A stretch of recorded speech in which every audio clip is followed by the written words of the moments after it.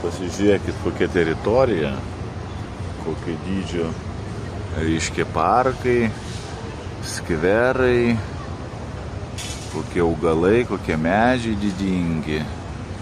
Koksai medis. Nuostabu.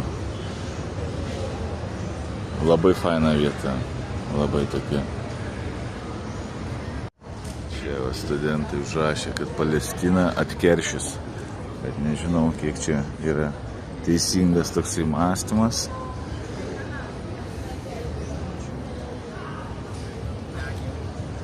Čia turbūt leidžia išsireikšti, kadangi studentai, jaunimas, kiekvienas turi savo nuomonę ir norint suformuoti žmogų su nuomonė, reikia leisti jam laisvai kalbėti, ar ne?